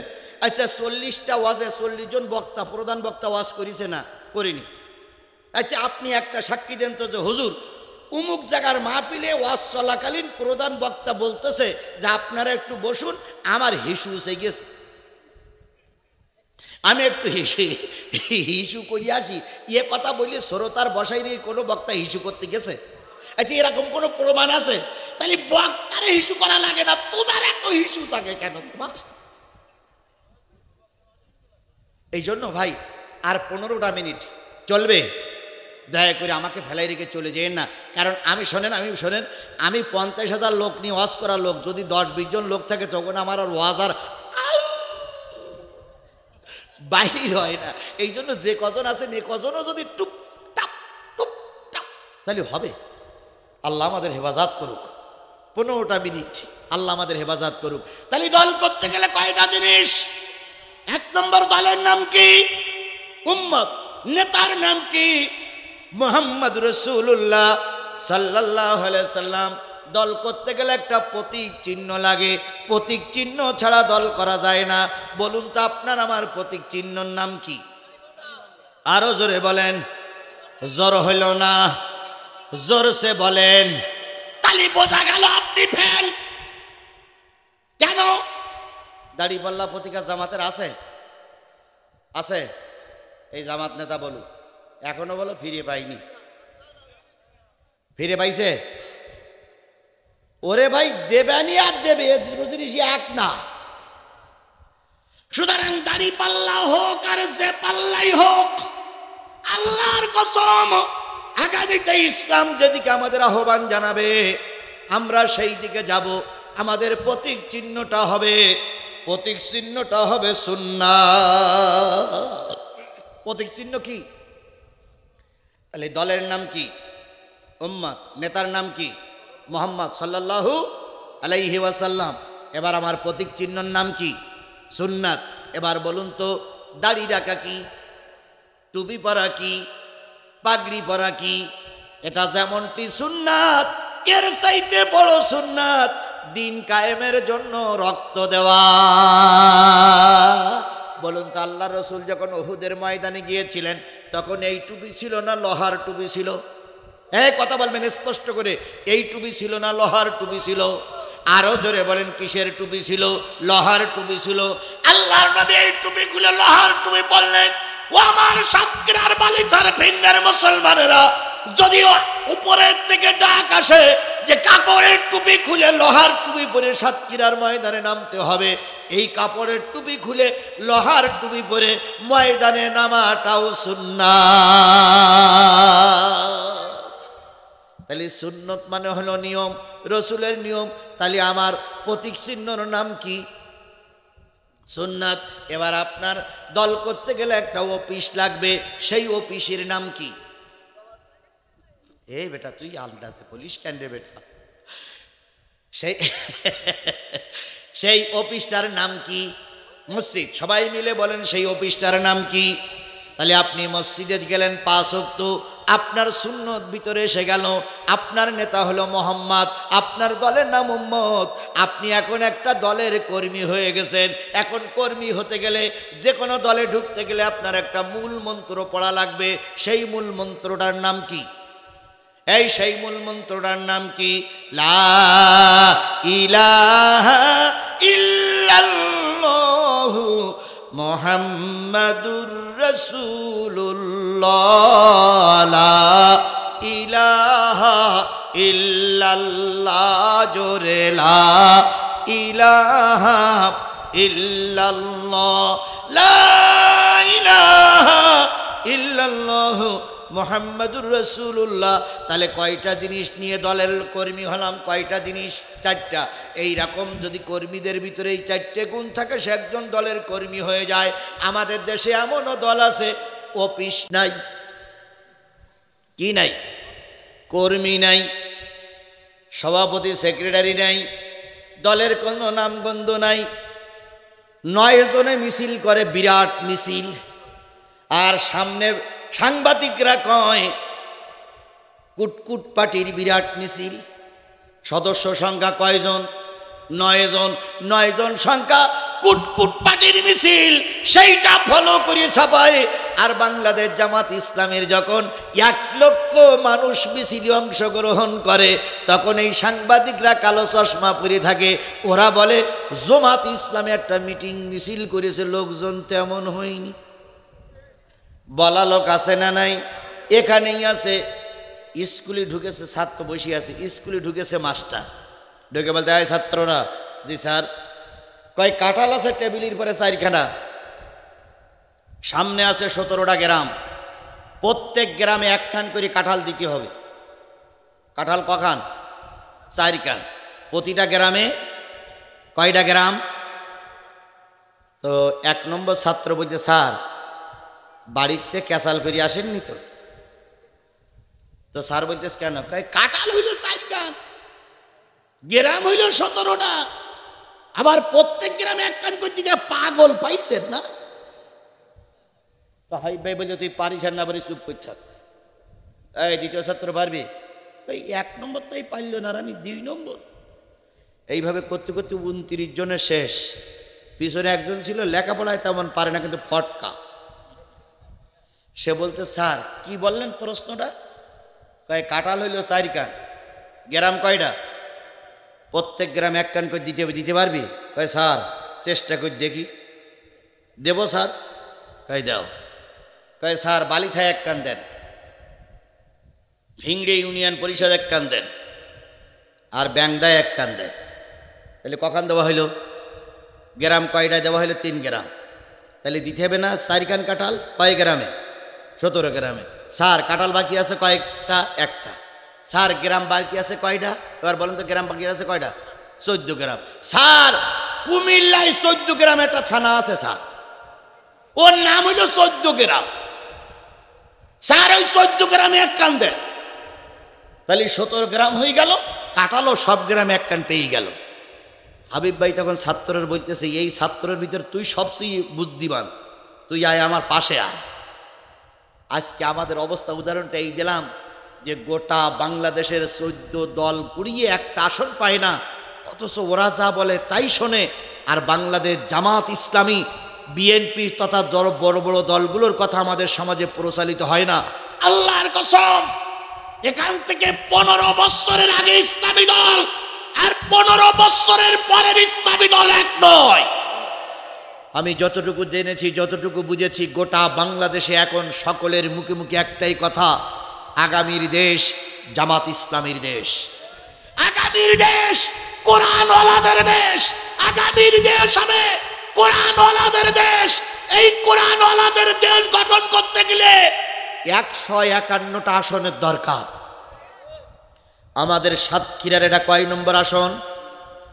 আমরা কি এই বলে একমত হতে পারি যে আগামী দিনে এই সাতক্ষীরার 2 নম্বর আসনটা আমরা কোরআনের জন্য উপহার দেব?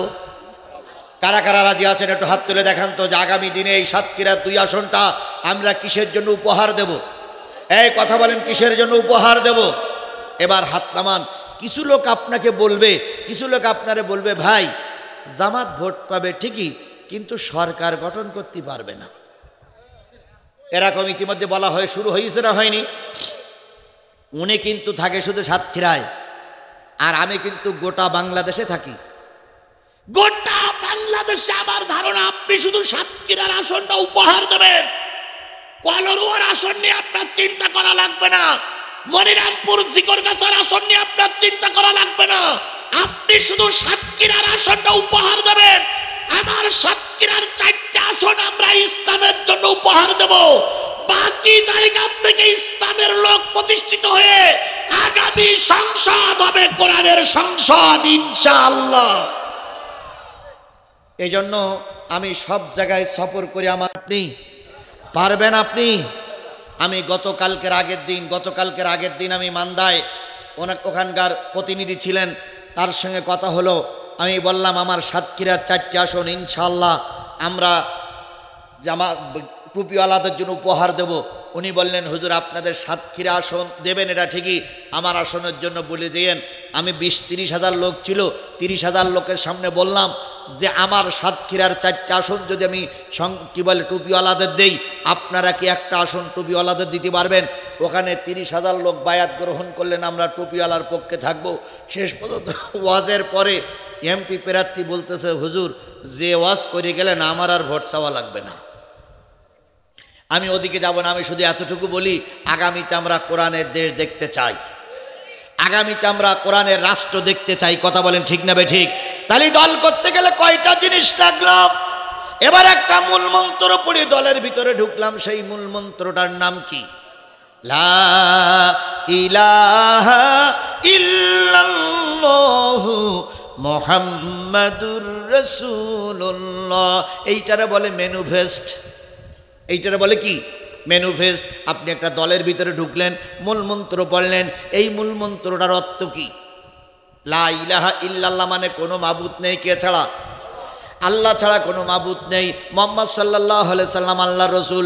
এবার মাবুদ আরবি শব্দ, মাবুদ শব্দের অর্থ চাইনদাতা, মাবুদ শব্দের অর্থ হুকুমদাতা, মাবুদ শব্দের অর্থ হচ্ছে প্রার্থনা কবুলকারী, মাবুদ শব্দের অর্থ হচ্ছে মাবুদ প্রার্থনা কবুলকারী, মাবুদ শব্দের অর্থ হচ্ছে রেজেকদাতা। এই কথাগুলো বিশ্বাস করে আপনিও যদি ময়দানে নামেন, বিশ্বাস করুন জামাত ইসলামের নেতাদের যে ফাঁসি হয়েছে আপনারও ওই ফাঁসি হতে পারে। যদি ওটা আমিও বলি, তবে একটা জিনিস আমি আপনাদের আশ্বস্ত করতে চাই, সেটা হলো অন্যান্য বছর যখন জামাত ইসলাম মানুষের কাছে ভোট চাইত, এক টুপিওয়ালা আর এক টুপিওয়ালার বিরোধিতা করতো। এক টুপিওয়ালা আর এক টুপিওয়ালার বিরোধিতা করতো না? ও জামাত ইসলাম একটা ফাসেক। তারপরে একদল ফতোয়া দিত জামাত ইসলামের কোনো হুজুর যদি মারা যায়, তার যদি কবর দেওয়া হয়, সেই কবরের পরে যদি ঘাস হয়, সেই ঘাস যদি গরুতে খায়, উক্ত গরুর গোশত খাওয়া কি হারাম। যারাই ফতোয়া দিত, এই যে বাংলাদেশের জামাত ইসলামের আমির, ওনার চুল পাকা, ভুরু পাকা, দাড়িও পাকা, বুদ্ধিও পাকা। বুদ্ধিও কি? যদি বলেন হুজুর কেরকম, এই চরমনাই হুজুররা ফতোয়া দেয় বিদায় উনি এখান থেকে 3-4 মাস আগে হঠাৎ করে একদিন চরমনার পীর সাহেবের বাড়ি হাজির। পীর সাহেবের হুজুরের চোখ তো বড় বড় হয়ে গেছে, কিরে জমাতের বিরুদ্ধে ফতোয়া দিয়েছে সেই জমাত আমার বাড়ি, হায় হায় হায় হায়, এতদিন ফতোয়া দিছি এটা নাজায়েজ ওরা নাজায়েজ, আজকে তো আমার অফিস পর্যন্ত নাজায়েজ হয়ে যাবে। তো জামাতের আমির ওনাকে ধরে হাতে একটা চুমো দিলেন, কপালে একটা চুমো দিয়ে বলছে আল্লাহর ওলির দরবারে এসে আমি নিজেকে ধন্য মনে করছি। ওই যে ওসি সাহেবের হাত ধরে বললাম আল্লাহ, জামাত ইসলামের নেতা ওই রকম বলতেছে আজকে আপনার বাড়ি এসে আমি নিজেকে ধন্য মনে করছি। সত্যি আপনার দাদা ছিল পীর, আপনার বাবা ছিল পীর, আপনার ভাই পীর, এই পীরের দরবারে এসে আমি নিজেকে অনেক বড় মনে করতেছি। এই পাম্পটটি দেওয়ার পরে এবার চরমনাই হুজুর বলতেছে আল্লাহু আকবার, আল্লাহু আকবার, এত বড় দলের একটা নেতা আপনি আসলেন, আল্লাহ আপনার পর রহম করুক, আল্লাহ আপনার পর রহম করুক। উনিও উঠে আমি সাহেবের কপালে চুমো দিলেন, গালে চুমো দিলেন, হাতে চুমো দিলেন। দুইজনের মহব্বত বাড়ল না কমলো? বাড়ল। এবার জামাত ইসলামের আমি চিন্তা করি এই সুযোগ, দুইজনে বসলেন, অনেক কথা বললেন। এবার দুপুরের খানা খাইলেন, খানা খাওয়ার পরে সময় আরো একটু বেশি করে দিলেন, নিজের পকেটের থেকে কিছু হাদিয়া নিয়ে গেছিলেন সেগুলো দিলেন। এবার যখন দুইজন যখন বেরিয়ে আসে, ইতিমধ্যে সাংবাদিকরা সংবাদ পেয়ে গেছে জামাতের আমির চরমনার আমিরের বাড়ি। এবার সাংবাদিকরা চলে আসছে, এসে বলতেছে হুজুর আপনারা তো বড় দুটো ইসলামী দলের হুজুর, এখন আপনারা বলেন আমরা কি করব। চরমনা হুজুর আগেই বলতেছে এতদিন যা বুঝেছিলাম ভুল বুঝেছিলাম, আগামীতে শপথ করে বলতেছি বাংলাদেশ জামাত ইসলাম আর চরমনায় দুই দলের ভোটের বাক্স হবে একটা। দুই দলের ভোটের বাক্স হবে একটা। তার মানে তুমিও যা আমিও তাই, খালি পরিবেশ একটু ভালো হয়েছে না হয়নি। মনে করেছিলাম জামাতের আমির মনে হয় একটু দমে গেছে, ঠান্ডা হয়ে গেছে। ওরে না রে ভাই, গতকালকে না পরশুদিন দেখলাম লন্ডনে গেছে, লন্ডনে যেয়ে চিন্তা করলো বাংলাদেশে অনেক কিছু বলা কওয়া হচ্ছে, আমি একটু খালেদা জিয়ার দেখে আসি, তারেক জিয়ার সঙ্গে একটু সাক্ষাৎ করি আসি। এই চুল পাকা লোকটি, দাড়ি পাকা লোকটি, ভুরু পাকা লোকটি পাকা বুদ্ধি নিয়ে খালেদার বাড়ি হাজির। খালেদা অসুস্থ, তারেক জিয়া আসতে পারে না। এইবার দুইজন যখন গেছে তারা দারুণ খুশি। খুশি কিনা বলেন? একটা অসুস্থ মানুষের পাশে গেলে নিশ্চয়ই তিনি সুস্থ হয়ে তিনি খুশি হয়ে যায়। এইটা আমাদের দেশের কিছু লোক বেকাসকি দেখতেছে। বিএনপির কিছু লোক বলতেছে ওই দেখো আবার সিট ভাগাভাগি করার জন্য জামাত ইসলাম আমাদের আসলের তলায় চলে আসছে। আবার কেউ কেউ বলতেছে না না না, যে সময় যে বুদ্ধি করার দরকার বাংলাদেশ জামাত ইসলাম সেই বুদ্ধি করেই চলতেছে। ও আমার জাতি, এই সংগঠনের অধিকাংশ আলেম, অধিকাংশ নেতা শিক্ষিত। আল্লাহর কসম, এই সংগঠনটা একটা বারের জন্য যদি এদেশের সরকার গঠন করতে পারে, আমি সাদা কাগজে লিখে দিতে পারি এ সোনার বাংলা, সোনার দেশ, সোনার বাংলা হয়ে যাবে। তাহলে সোনার দেশ সোনার বাংলা হোক, এটা কি আপনারা চান? ভাই কষ্ট হচ্ছে নিচে ভাই, আমি আছেন তো? ও ভাই আর বলবো? তাহলে বলবো তো আগে তোলেননি কেন আপনারা? আমি তো বলার জন্য। ভারী রাত্রি হয় না রে ভাই। ওই দেখেন আবার দুইজন টাক পোকা লেগেছে, ওই দেখেন টাক পোকা লেগেছে, দেখছে? এই টাক পোকা জ্বালায় মরলাম। ইয়াকে তো লোক কম, তারপর আবার টাক পোকা। আচ্ছা বলেন তো এই মুরব্বী সেই কি ওনাদের বয়স বেশি? মুরব্বীর হিসু লেগতেছে না, ওনাদের এত হিসু লেগতেছে কেন? আল্লাহ আমাদের আর একটু সময় কবুল করে। আমার এখন কথা শেষ করতে পারিনি, আমি অন্তত আজকের পয়েন্টটা শেষ করি। অনেক বক্তারা কি বলে জানেন, যে ওই কাছারি বাড়িওয়ালার আমার বলিতেছে যে হুজুর আপনি এমন এখানে করবেন, অর্ধেকটা করবেন আর অর্ধেকটা বাকি রাখবেন, যাতে করে ওই লোকগুলো কাছারি আসে। আমি বলেছি যে ফকিরির বা খাটো না আর আল্লাহর কোরআন ছোট না, তুমি কারে কি দেখাও। আমি যে ওয়াজটা শুরু করেছি এটাই আজকে শেষ করব। আগামী দিনে এমন কথা বলবো যে কথা আপনি এখনো শোনেননি আমার কাছ থেকে। এই জন্য আগামী দিনের জন্য সবাই যাবার জন্য তৈরি আছেন তো? আর ওদের বলবেন, ওই কমিটির বলবেন যে ওয়াজ যদি চালাতে চাও 10টায় জিহাদি দাও, যদি না দাও তাহলে তোমরা থাকো, আমরা চলে গেলাম। 10টায় স্টেজে দিলে 12টার ভিতরে শেষ করা যাবে। ভাই এখন ধান কাটার সময় না ভাই, সবাই সারাদিন কষ্ট করেছেন, এর ভিতরে ধনী লোক খুব বেশি নেই, সব গরিব মানুষ। এখন যদি আমি 1:30 পর্যন্ত ওয়াজ করি, ওয়াজ শুনবেন, কিন্তু কালকে আপনার যে রুটি রুজির পরে আঘাত আসবে। আপনার কাজ করতে না বলে বউ বাচ্চা না খেয়েই থাকবে। কথা বলেন ঠিক না বে ঠিক? তাহলে আমাদের পেটেরও দরকার আছে। কথা বলেন ঠিক না? শুধু ওয়াজ শুনলে হবে না, ওয়াজ তো জীবনে অনেক শুনলাম, কিন্তু রুটি রুজিরও দরকার আছে। এই জন্য সেই দিকে তাকাইয়ে আমি এখনই আপনাদের ছেড়ে দেব। আল্লাহ আপনাকে আমাকে দিনের খাতিরে কবুল করুক। সকলে মিলে বলুন আমিন। তাহলে কালেমার অর্থ বুঝলাম 4টা। এবার আমি একজন কোরআনের সৈনিক হয়ে গেলাম, আমি একজন কোরআনের ছাত্র। এবার কোরআন আমি সামনে নিয়ে আসলাম, কোরআন আপনাকে আমাকে পড়া দেবে, কোরআন আপনার আমার কাছে পড়া দেবে 6টা। শেষ কথা হয়ে গেছে, এই 6টা বলেই শেষ করব। তাহলে কোরআন আপনার আমার কাছে দাবি করতেছে কয়টা?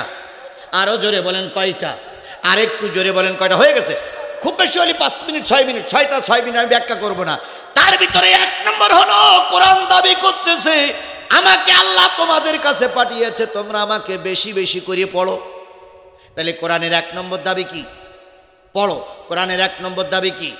এবার কোরআনের প্রথম শব্দটা কি? ইকরা। ইকরা মানে কি? পড়ো। তাহলে কোরআনের প্রথম দাবি হলো পড়ো। কি করে পড়তে হবে? শুদ্ধ করে পড়তে হবে। ওয়ারাত্তিলিল কোরআনা তারতিলা, সই শুদ্ধ করে পড়ো। কোরআনের দাবি হলো সই করে পড়ো। 2 নম্বর কোরআনের দাবি হলো বুঝে বুঝে পড়ো। কি করে পড়তে হবে? বুঝে বুঝে পড়তে হবে। আমি আমার হাত দিয়ে 1500 কোরআনের ছাত্রকে পাগড়ি পরাইছি, তার ভিতরে একটা পাগড়ি এবছর পরেছি কি বলে গাইবান্ধা জেলার গোবিন্দগঞ্জ থানা মাদ্রাসার 14 জন ছেলের মাথায় পাগড়ি পরাবো। 13 জন ছেলের মাথায় পাগড়ি পরানো হয়ে গেল, 14 জনের মাথায় আসলো এরকম একটা বুড়ো মানুষ কোরআন শরীফ সামনে।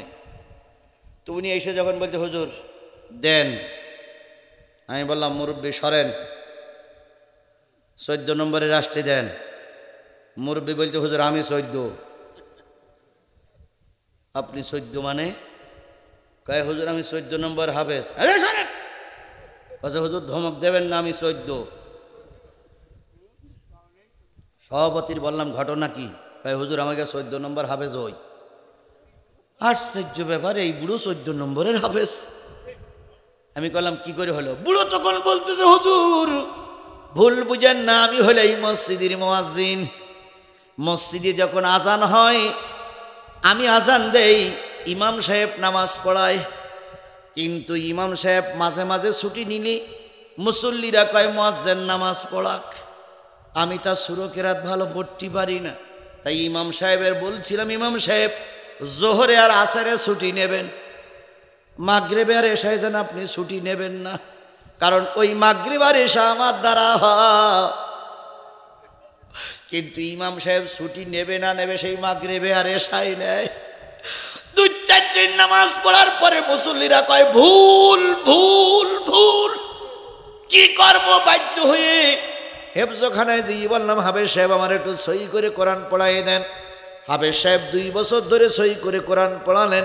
এবার আমি দেখি ছোট্ট ছোট্ট বাচ্চারা ওই কোরআন শরীফ নিয়ে শুধু দোলে, ইয়াসিন আল কুরআনিল হাকীম ইন্নাকা লামিনাল মুরসালিন আলা সিরাতিল মুস্তাকিম। আমি চিন্তা করি পড়বি নাই পড়বি দুলিশ কেন? কি হেফজখানায় দোলাদলি হয় না দেখেছেন আপনারা? ওরা পড়বে নাই পড়বো তাই ইয়ে করে কেন? আমি একটা ছোট্ট বাচ্চারা বললাম তুই পড়বি না পড়বি তা দুলিশ কেন? তাই না দুললি মুখস্থ হয় না। আমি বুড়ির যেই বললাম বুড়ি 10 বছরের ছুটি দাও, কোরআন হেফজ না করে বাড়ি আসবো না। বুড়ি ছুটি দিল। ছুটি দেওয়ার পর আমি হেফজখানায় ভর্তি হলাম। বুড়ি দুপুরবেলার খাবার নিয়ে আসে, রাত্রির খাবার নিয়ে আসে। এই নিয়ে ওই দূরে দাঁড়াই থেকে খাবারটা দিয়ে দেখে বুড়ো ওই ছোটো ছেলেপিলের সঙ্গে। তখন বুড়ি বাড়ি যেই ছেলের বলতে তোর বাপ পাগল হয়ে গেছে। তাই কেন দেখি তাকে তো বুঝতেছে বুড়ো তোলা আরম্ভ করে। এই 10 বছর ধরে আমি কোরআন পড়লাম, 10 বছরের সাধনার ফসল এবার আমি কোরআনের হাফেজ হয়ে গেছি। আমি বুড়োর বুকে জড়াই ধরে দিলাম, দেখেন ছবিটাই ইন্টারনেটে আছে। আমি ছবি ধরে বুড়োর গালে একটা চুমা দিয়ে বললাম আল্লাহ তুমি 70 বছরের বুড়োরও যে কোরআনের হাফেজ বানাতে পারো, এটা আমার এতদিন ধারণার বাইরে ছিল। আজকে বুঝলাম তুমি কোরআনের হাফেজ 70 বছরের বুড়োরে বানাতে পারো। তাহলে 2 নম্বর দাবি হলো বুঝে বুঝে পড়তে হবে। বলুন তো বুঝে বুঝে কোন সংগঠনে কোরআন শরীফ পড়ানো হয়? জামাত ইসলামের কর্মী হলে প্রতিদিন সকালবেলায় একটা আয়াত কি করা লাগে? বুঝে বুঝে পড়া লাগে। একটা হাদিস বুঝে বুঝে পড়া লাগে। একটা হাদিস আর একটা কোরআন যদি আমরা প্রতিদিন বুঝে বুঝে পড়ি তাহলে বছরে কয়টা পড়া হলো? 365টা আয়াত বোঝা গেল, 365টা হাদিস বোঝা গেল। এইভাবে করে 10 বছর যদি পড়েন আপনি হয়ে যাবেন ভিংড়ি ইউনিয়নের বড় একজন আলেম। জিহাদির ডেকে শোনানো লাগবে না, আপনি নিজেই একজন বড় আলেম হয়ে যাবেন। আর এই ধারাবাহিকতা বজায় রেখে ডাক্তার মোহাম্মদ শফিকুর রহমান বাংলাদেশ জামাত ইসলামের আমির হয়েছে। আমাদের দেশের কিছু মৌলবীরা ফতোয়া দেয় এত বড় একটা ইসলামী দল আমির ডাক্তার কেন? ও হুজুর তুমি আসো না কেন? আমাদের দেশের কাঠি দেওয়ার লোক বেশি, কাজ করার লোক কম। কথা বলেন ঠিক না বেঠিক? সুতরাং আমরা আজকের থেকে কোরআন শরীফ বুঝে বুঝে পড়ব। 2 নম্বর ব্যাখ্যা করব না। 3 নম্বর যতটুকু বুঝেছো ততটুকুর পরে আমল করো। বলুন তো জানার মানা কি এক জিনিস, আরো জোরে বলেন জানার মানা কি এক জিনিস। তাহলে আজকের থেকে নিয়ত করতে হবে যতটুকু জানবো ততটুকু কি করব, মানবো। 4 নম্বরে কোরআনের দাবি, আজকে কোরআনের মাহফিল।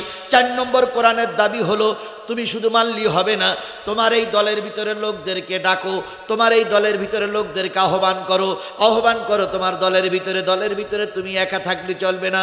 কু আনফুসিকুম আহলিকুম নারা, তুমি জাহান্নামের আগুন থেকে বাঁচাও, পরিবারকে সবাইকে বাঁচাও। তাহলে 4 নম্বর দাবি হলো নিজে বাঁচতে হবে না, অপরকে বাঁচাও। 5 নম্বর দাবি কোরআনের হলো তুমি এখন লোকজন জড়ো করেছ, এখন লোক অনেক হয়ে গেছে, এখন ওই লোকদেরকে জামাতবদ্ধ করে ফেলো। ওয়াতাসিমু বিহাবলিল্লাহি জামিয়াও ওয়ালা তাফাররাকু। তাহলে জামাতবদ্ধ হতে হবে কার নির্দেশ? বাবা কার নির্দেশ? জামাতবদ্ধ হতে হবে, কোরআনের নির্দেশ। এটা জামাত ইসলামের নির্দেশ নয়, জামাতবদ্ধ জীবন যাপন করতে হবে, এটা কোরআনের নির্দেশ। তাহলে আমরা আজকের থেকে একা একা থাকবো না, কি হয়ে থাকবো?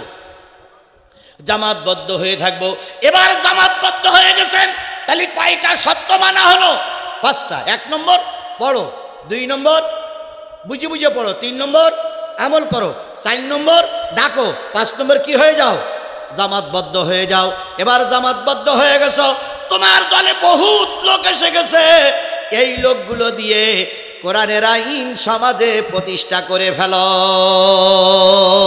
এখন কোরআনের আইন প্রতিষ্ঠা করার সময় এসেছে না আসেনি? এই কথা বলেন, এসেছে না আসেনি? এই সময়টা যদি কেউ অবহেলা করি, নিশ্চয়ই আল্লাহর কাছে আমাদের জবাবদিহিতা করা লাগবে। এই জন্য এই সময়টা কাজে লাগাতে হবে। আল্লাহ আমাদের কবুল করুক। আর একটু জোরে বলেন আমিন, আরো জোরে বলেন আমিন। 1 2 3 মুরব্বি মুরব্বি মুরব্বি হয়ে গেছে। এই ছেলে, এই যুবক, বসো, হয়ে গেছে হয়ে গেছে। ভাই এই যে 3টা গ্রুপ আমরা এখানে আছি, 3 গ্রুপের 3 জন লোক হাত তোলেন তো যে হুজুর আমি শুনতে এসেছিলাম, আমার কাছে কোনো টাকা নেই। 3 জন লোক হাত তোলেন তো, না থাকলে আমি দেবো ভাই, আছে না?